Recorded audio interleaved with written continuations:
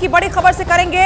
अयोध्या में राम मंदिर में श्री राम मूर्ति की प्राण प्रतिष्ठा होने से पहले आरजेडी का विवादास्पद पोस्टर सामने आया है। पोस्टर में मंदिर को मानसिक गुलामी का प्रतीक बताया गया है। यह पोस्टर आरजेडी ने बिहार की राजधानी पटना में लगाया है। पोस्टर में सनातन और हिंदू देवी देवताओं पर विवादित बयान देने वाले आरजेडी विधायक फतेह बहादुर सिंह की तस्वीर भी लगी हुई है। ये पोस्टर सावित्रीबाई फुले की जयंती समारोह को लेकर लालू राबड़ी के आवास के बाहर लगाई गई है। यहाँ पोस्टर में देखिए फतेह बहादुर सिंह की तस्वीर भी है, जिन्होंने इससे पहले भी विवादास्पद एक बयान दिया था और अब ये पूरा पोस्टर ही सामने आ चुका है। आरजेडी की तरफ से ये पोस्टर लगाया गया पटना में लालू और राबड़ी के घर के ठीक बाहर ये पोस्टर लगा है, जिसमें मंदिर को गुलामी का प्रतीक बताया गया है।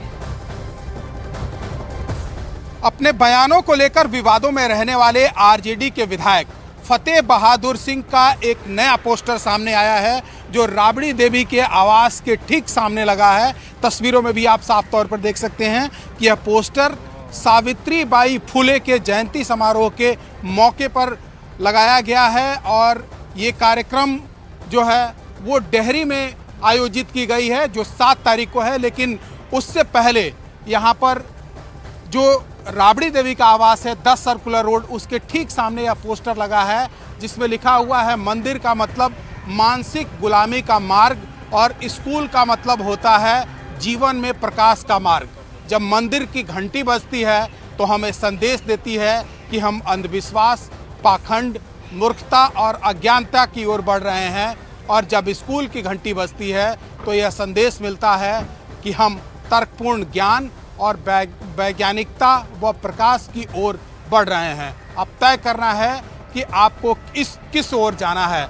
तो साफ तौर पर समझा जा सकता है कि ये आरजेडी के तत्वाधान में जो सावित्रीबाई फुले की जयंती मनाई जा रही है 7 जनवरी को, उससे पहले यह पोस्टर फतेह बहादुर सिंह जो डेहरी से आरजेडी के विधायक हैं उनके द्वारा लगाया गया है। और ऐसे में इससे पहले कई बार वो कई भगवान को लेकर विवादित बयान देकर विवादों में रहे हैं, जिसको सीधे तौर पर हमेशा जो इनके गठबंधन के साथी हैं, गठबंधन की पार्टियां हैं, वो सवाल खड़े करते रही है। और एक बार फिर से ये नया पोस्टर आया है।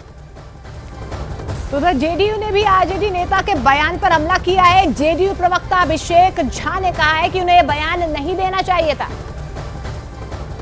आप अगर संवैधानिक पद पर बैठे हैं और लोग आपको सुनते हैं, समझते हैं, तो उसका ये मतलब नहीं होता कि कुछ भी आप कहें। नीतीश कुमार जी का बिहार है जहां सभी जाति धर्म के लोगों का सम्मान है, और कुछ भी बोलने से पहले यह सोचना चाहिए कि किसी की धार्मिक भावनाओं को आहत नहीं करना है।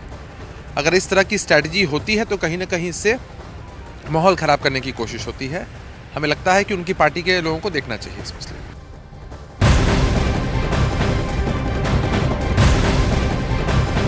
एक तरफ अयोध्या में बन रहे भव्य राम मंदिर के उद्घाटन में कुछ ही दिन का समय बाकी है। दूसरी ओर विपक्ष के नेता लगातार हिंदू विरोधी बयान दे रहे हैं। पहले समाजवादी पार्टी के नेता स्वामी प्रसाद मौर्य ने हिंदू धर्म पर विवादास्पद बयान दिया, उसके बाद कांग्रेस नेता सैम पित्रोदा ने, और अब आरजेडी विधायक फतेह बहादुर सिंह ने ब्रह्मा जी और मां सरस्वती पर विवादास्पद बयान देकर राजनीतिक पाले को और बढ़ा दिया है। आरजेडी विधायक की तरफ से विवादास्पद बयान दिया गया है। मां सरस्वती और ब्रह्मा जी को लेकर यह बयान उनकी तरफ से जारी किया गया।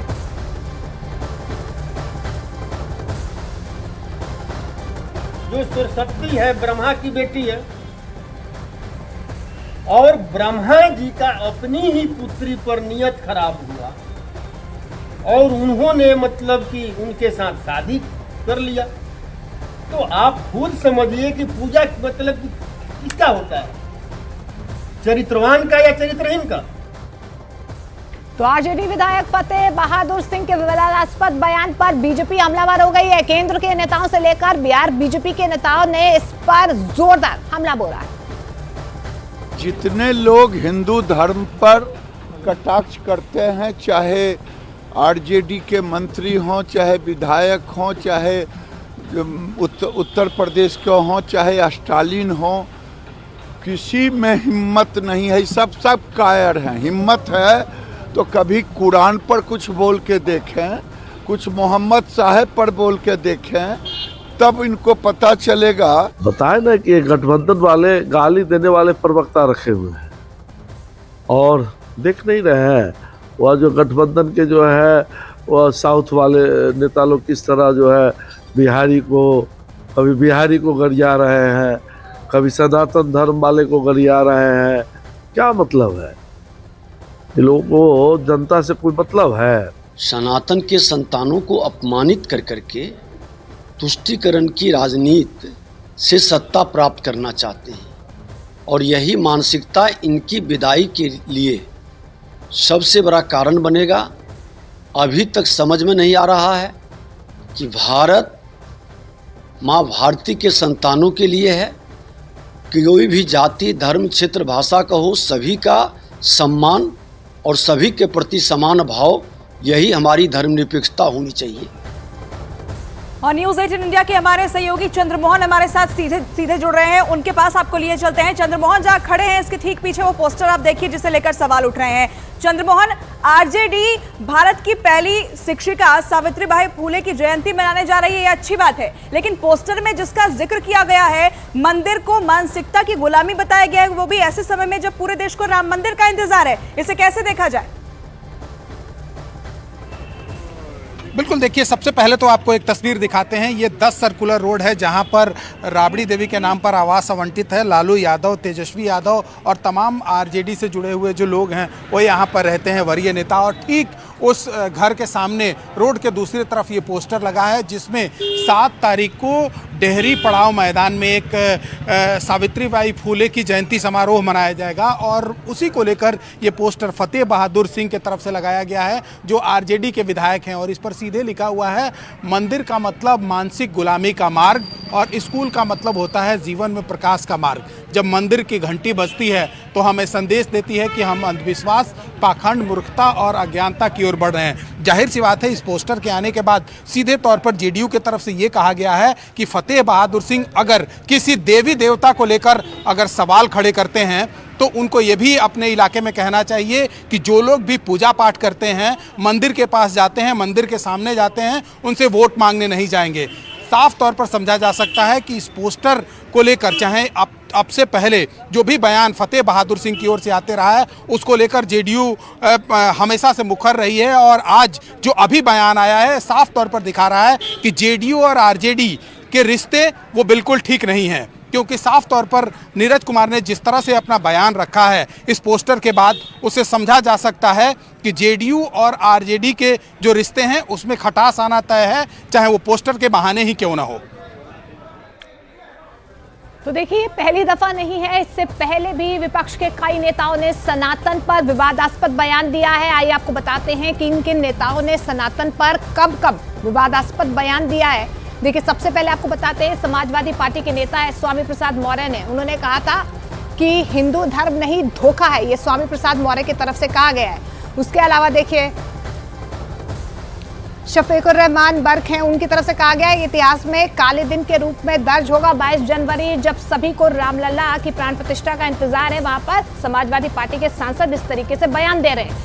वहीं देखिए, कांग्रेस के नेता हैं उदयनिधि स्टालिन, आपको ये बता दें, सनातन धर्म लोगों को जाति और धर्म के नाम पर बांटने वाला विचार है, इस तरीके से उदयनिधि स्टालिन की तरफ से ये बयान दिया गया। और आपने देखा भी किस तरीके से सियासत इस पूरे मुद्दे पर हुई है। सैम पित्रोदा की तरफ से भी राम मंदिर पर यह कहा गया कि पूरा देश राम मंदिर पर अटका हुआ है, वो राम मंदिर गांध से परेशान।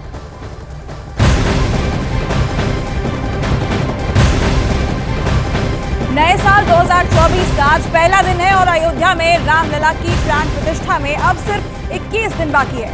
22 जनवरी को अयोध्या में भव्य श्री राम मंदिर का उद्घाटन होगा और पूरे देश ही नहीं बल्कि दुनिया इस पल का इंतजार कर रही है। जैसे जैसे दिन नजदीक आ रहे हैं, अब ये समझिए कि इस मामले में सियासत भी तेज होती जा रही है। अयोध्या में राम मंदिर निर्माण पर कांग्रेस ने फिर से विवादास्पद बयान दिया है। कांग्रेस नेता उदित राज ने कहा कि 500 साल बाद एक बार फिर मनुवाद की वापसी होने जा रही है। वहीं कांग्रेस के ही नेता और कर्नाटक के कैबिनेट मंत्री डी सुधाकर ने तो राम मंदिर की तुलना पुलवामा हमले से कर दी है। ये 2 तस्वीरें आप देखिए, यहाँ किस तरीके से जैसे जैसे प्राण प्रतिष्ठा की तारीख नजदीक आती जा रही है वैसे वैसे सियासी पारा भी हाई होता जा रहा है। वो कोई भी दल का नेता हो, यहाँ पर धर्म को लेकर, सनातन को लेकर टिप्पणी करने से वो पीछे नहीं हट रहे हैं और यहाँ बीजेपी की तरफ से इसे लेकर पलटवार भी हो रहा है।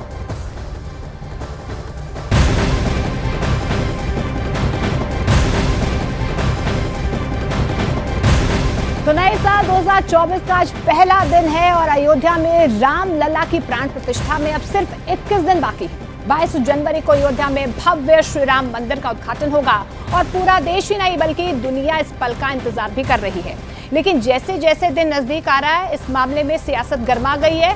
कांग्रेस नेताओं की तरफ से इस पूरे मामले पर क्या कुछ कहा गया है, आइए सुनते हैं। क्या भगवान के दर्शन के लिए इनकी मध्यस्थता की जरूरत है? ये होते कौन है निमंत्रण देने वाले?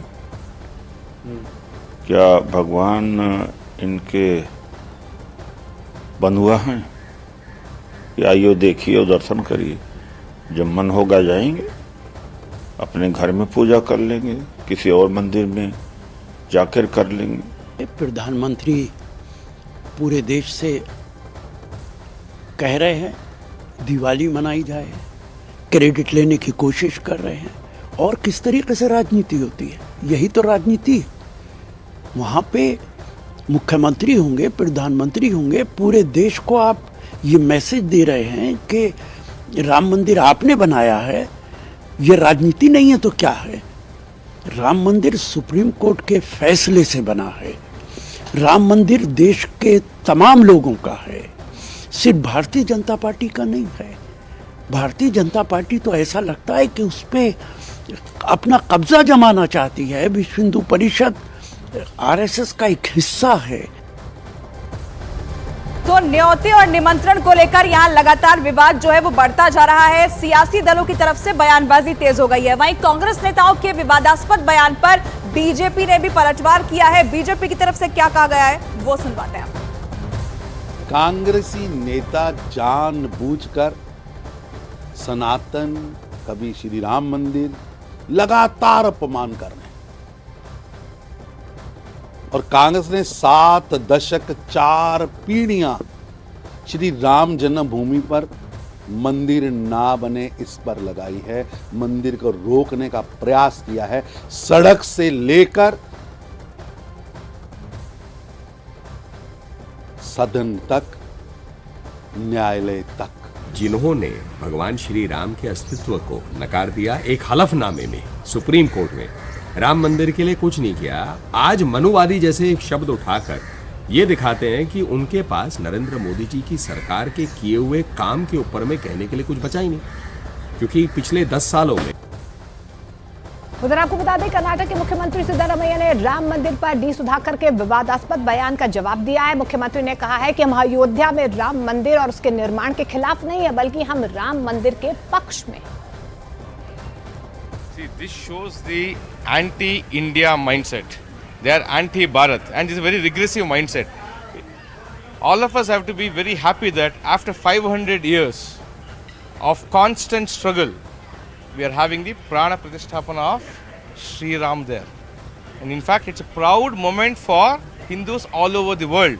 At this time, for Congress leaders to step in and bring in politics to say, linking it with some other event and saying it's a political gimmick, it shows their regressive mindset.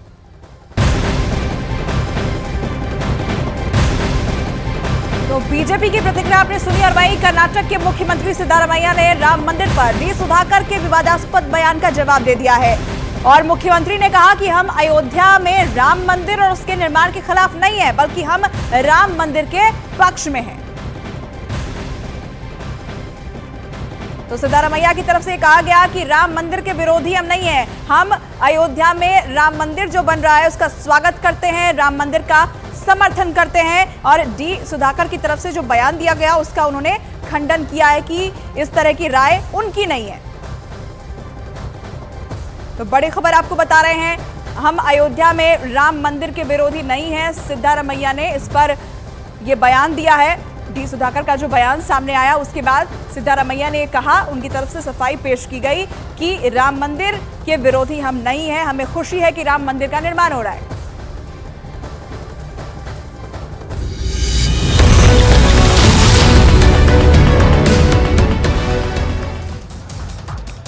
Ram मंदिर प्राण प्रतिष्ठा से पहले पटना में RJD का विवादास्पद poster लगा है जिसमें मंदिर को गुलामी का प्रतीक बताया गया। पोस्टर में आरजेडी विधायक फतेह बहादुर की भी तस्वीर नजर आ रही है।